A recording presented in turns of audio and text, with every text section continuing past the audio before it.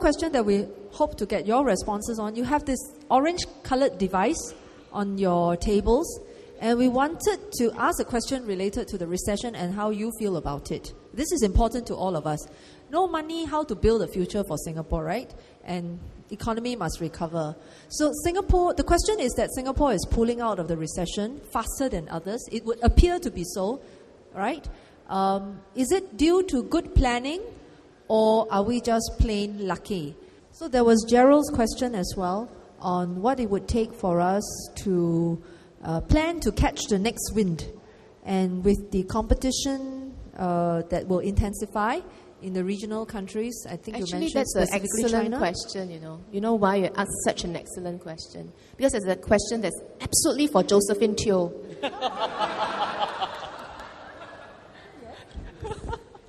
How so? Yeah, NTUC boss, productivity growth. Right? So what have we done? We have job credit.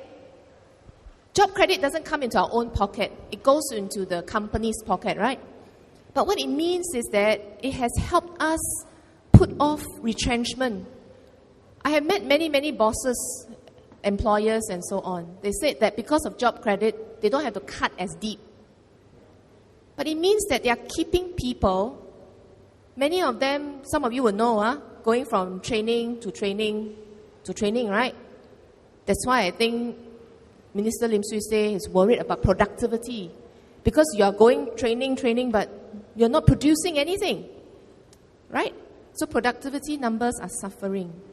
So what must we do now to get prepared? So quoting him, you want to carry on? Okay, that one will take us to 11:30, and it's not fair because everybody has to go to work tomorrow. No. Okay, But, to be short, now we have 10 person, maybe doing 8 person's job, right? Because job credit had kept it going, you know, keep the numbers. So we must be prepared with the skills so that the 10 people must do 12 person's job when it recovers.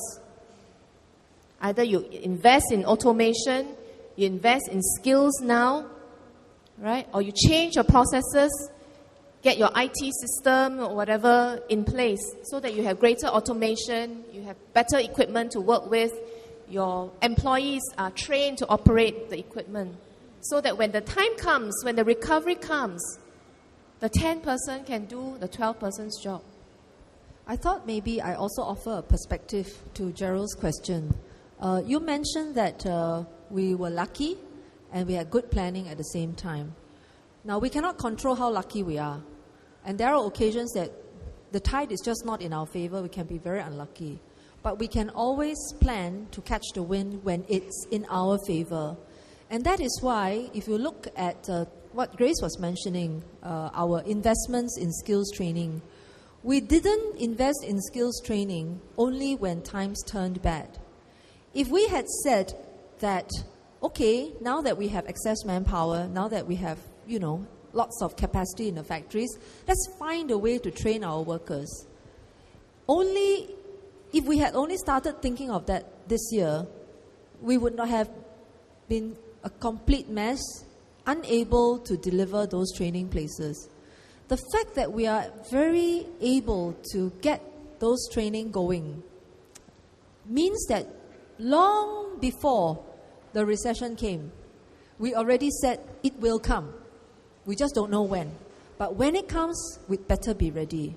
So many of the things that we do today have got to take into consideration what a future world looks like. And if there's one thing we know about the future world, is that competition will intensify, so skills, capabilities, development must continue. The other thing that we know is that economic cycles will become shorter. In the past, maybe one cycle took from good times to bad, from the peak of the economic cycle to the trough of the economic cycle could be about 10 years. But today in a globalized world, so much more interconnected, we know that those cycles are going to shrink.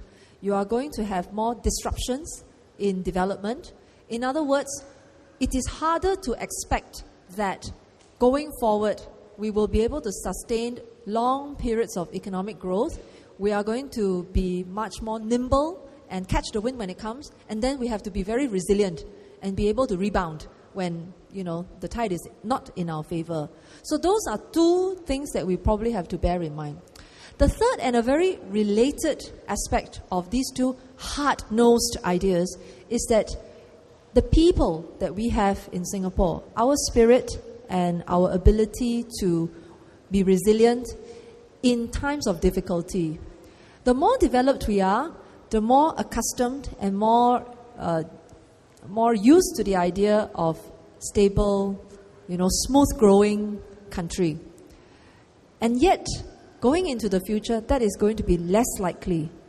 So how do we keep ourselves, willing and able to adapt to changes as they come about? That is not something I think the government can mandate. It cannot, through conscious policy, say that, when it comes to the year 2012, we will press a button and, it will be possible to let our people to be much more nimble, flexible. It is a way of life. It is our own expectations of how we need to live as Singaporeans, and how we need to always be ready to embrace change, and how you and I at the individual level are comfortable with that. And that is not something that is easily said, put a policy and put it into place. So on the one hand, the government can have good planning. But on the other hand, there is no good planning that can keep the people united. There is no good planning that can just, at the flick of snap of the finger. At the snap of the finger, dictate that, okay, let's now all stay united and respond to these changes as one. If our people were not willing to, rally around this idea of dealing with the challenge as they come, as we entered this downturn, it would have been very difficult too. So we played a part. We played a part in making it happen. And I think we will continue to play a very important part.